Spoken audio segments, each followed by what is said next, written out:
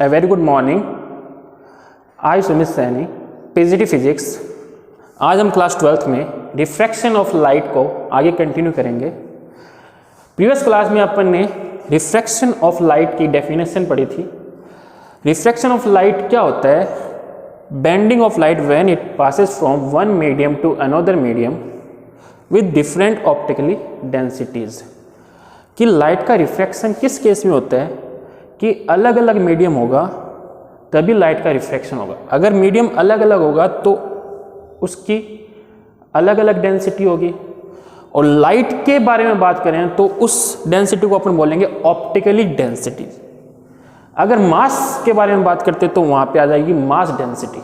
ठीक है, तो रिफ्रैक्शन के लिए ज़रूरी है कि मीडियम क्या हो, डिफरेंट ऑप्टिकली डेंसिटी हो, मतलब अलग अलग मीडियम हो तभी लाइट का रिफ्रैक्शन होगा। ठीक है, अब ऑप्टिकली डेंसिटी यहाँ क्या होता है? ऑप्टिकली डेंसिटी को अपन दो तरीके से समझ सकते हैं। एक तो अपन समझेंगे बेंडिंग के बेसिस पे, मतलब जिस मीडियम में लाइट जाएगी वो मीडियम लाइट को किधर बेंड करेगा, नॉर्मल की तरफ बेंड करेगा या नॉर्मल से दूर करेगा, वो मीडियम कैसा होगा उसके बेसिस पे अपन उसको समझेंगे।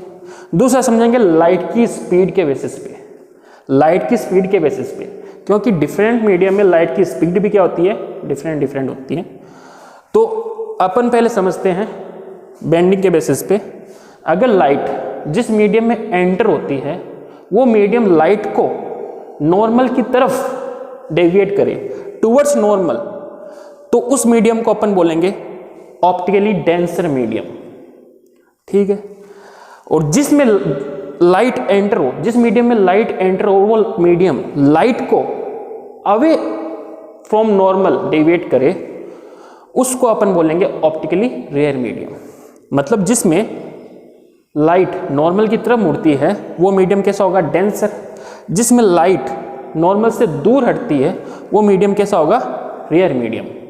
अगर आपको पूछे कि लाइट नॉर्मल से दूर हट रही है तो वो मीडियम कैसा है, तो आपको क्या बताना है, ऑप्टिकली रेयर मीडियम। ठीक है, अपन इसको दूसरे तरीके से भी समझ सकते हैं, स्पीड के बेसिस पे। जिस मीडियम में लाइट की स्पीड ज़्यादा होगी वो कैसा होगा, ऑप्टिकली रेयर मीडियम। और जिसमें लाइट की स्पीड कम होगी वो कैसा होगा, ऑप्टिकली डेंसर। लाइट की स्पीड ज़्यादा होगी तो रेयर मीडियम, लाइट की स्पीड कम होगी तो ऑप्टिकली डेंसर मीडियम होगा। ठीक है, अब देखो कि रिफ्रैक्शन में क्या होता है, दो मीडियम होते हैं, दोनों मीडियम में लाइट की स्पीड अलग अलग होती है।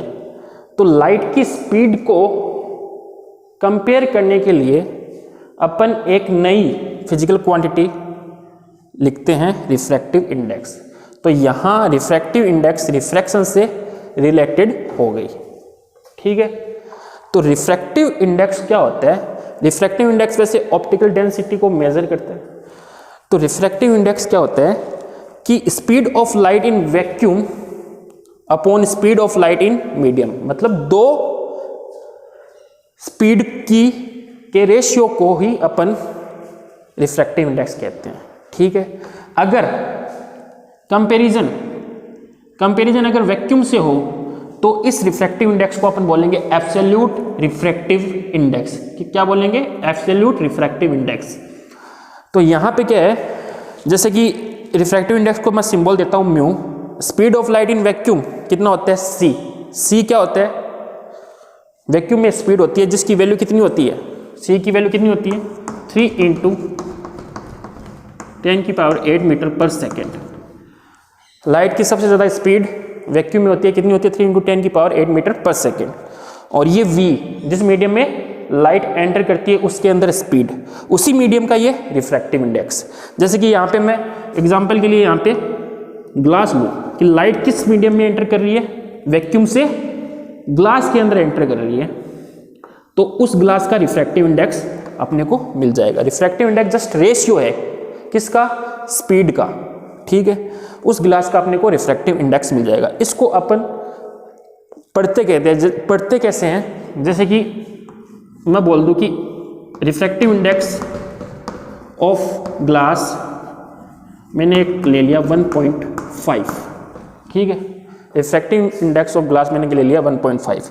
तो इस फॉर्मूले को अपन लेते हैं, तो म्यू जी की जगह तो कितना आ जाएगा 1.5। सी एक कांस्टेंट है जिसकी वैल्यू आपको पता है कितनी होती है, 3 × 10⁸ मीटर पर सेकेंड।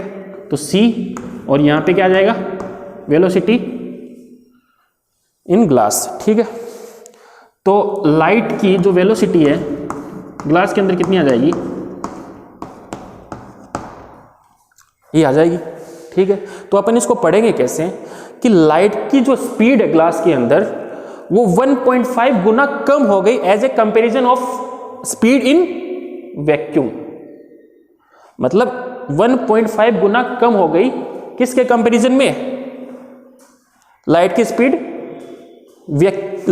वैक्यूम के कंपैरिजन में कितनी गुना कम हो गई, 1.5 गुना कम हो गई। इसी को अपन रिफ्रैक्टिव इंडेक्स बोलते हैं। ठीक है, जैसे कि एक एग्जांपल और लेते हैं अपन। जैसे कि मैं बोलूं कि रिफ्रैक्टिव इंडेक्स, किसी भी मीडियम का रिफ्रैक्टिव इंडेक्स कितना है, 3 है। ठीक है, तो अपन ये फॉर्मूला लिखते हैं कि यहाँ पे तो कितना आ जाएगा, म्यू की जगह 3 मीडियम का रिफ्रैक्टिव इंडेक्स, सी और उस मीडियम में लाइट की वेलोसिटी या स्पीड। तो अपन इसको लिखें तो ऐसे लिख सकते हैं Vm/c/3।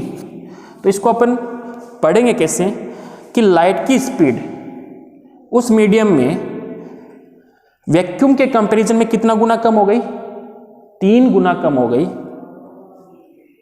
तो इस 3 को ही अपन क्या बोलेंगे, रिफ्रैक्टिव इंडेक्स। रिफ्रैक्टिव इंडेक्स एक प्रॉपर्टी है मीडियम की, किसके संदर्भ में, लाइट के संदर्भ में, कि वैक्यूम के कंपैरिजन में वो मीडियम लाइट की स्पीड को कितना गुना कम कर देता है, उसी को अपन क्या बोलते हैं, refractive index. Refractive index just एक नंबर है। ठीक है, जैसे कि यहाँ पे ग्लास का रिफ्रैक्टिव इंडेक्स 1.5 होता है, तो अपन कैसे पढ़ेंगे कि वैक्यूम के कंपैरिजन में ग्लास के अंदर रिफ्रैक्टिव इंडेक्स, ग्लास के अंदर लाइट की स्पीड कितना गुना कम हो गई, 1.5 गुना कम हो गई। इस मीडियम में लाइट की स्पीड वैक्यूम के कंपैरिजन में कितना गुना कम हो गई, 3 गुना कम हो गई। तो ये जो 3 है, ये 1.5 है, इसी को अपन रिफ्रैक्टिव इंडेक्स बोलते हैं। जस्ट नंबर, ये एक नंबर है। ठीक है, अगर कंपैरिजन वैक्यूम से हो, तो इस रिफ्रैक्टिव इंडेक्स को अपन एब्सोल्यूट रिफ्रैक्टिव इंडेक्स कहेंगे। क्या कहेंगे, absolute refractive index, speed of light in vacuum upon speed of light in medium. तो अगर वैक्यूम से कंपैरिजन हो तो इसको अपन क्या बोलेंगे, एब्सोल्यूट रिफ्रैक्टिव इंडेक्स। तो ऑप्टिकली डेंसिटी को मेजर करने के लिए जो अपना एक टर्म है रिफ्रैक्टिव इंडेक्स, ये मैंने आपको पढ़ाया है। ठीक है, होप आपको ये समझ में आ गया हो। ठीक है, इसके आगे अपन पढ़ेंगे कल कि दो रिफ्रैक्टिव इंडेक्स को कैसे लिखते हैं, 2 मीडियम की रिफ्रैक्टिव इंडेक्स को कैसे लिखते हैं। आपको एक एग्जाम्पल बताता हूं। जैसे कि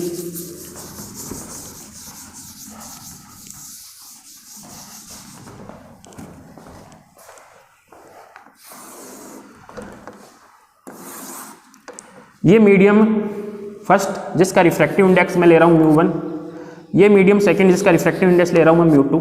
ठीक है, अब आप देखना, ये लाइट इंटरफेरेंस पे इंसिडेंट हुई, लाइट नॉर्मल की तरफ बेंड हो गई। ठीक है, तो अपन कैसे लिख सकते हैं, नॉर्मल की तरफ बेंड हो रही है तो कैसा मीडियम हुआ, ये डेंसर हुआ या रेयर हुआ, डेंसर मीडियम हुआ। तो डेंसर मीडियम हुआ तो इसके अंदर से कौन सा बड़ा हुआ, μ1 बड़ा हुआ या μ2 बड़ा हुआ। तो कौन सा बड़ा हुआ, μ1 बड़ा हुआ या μ2 बड़ा हुआ। तो μ2 ग्रेटर देन μ1। क्यों, क्योंकि अपन जानते हैं μ इक्वल्स टू क्या होता है, C/V। ठीक है, ये C तो क्या होता है, कांस्टेंट। ठीक है, अब जो रिफ्रैक्टिव इंडेक्स है वो किस पर डिपेंड करता है, सिर्फ वेलोसिटी पे, मीडियम में लाइट की वेलोसिटी पे डिपेंड करता है। अगर वेलोसिटी स्पीड ज़्यादा होगी, तो रिफ्रैक्टिव इंडेक्स क्या होगा, कम होगा।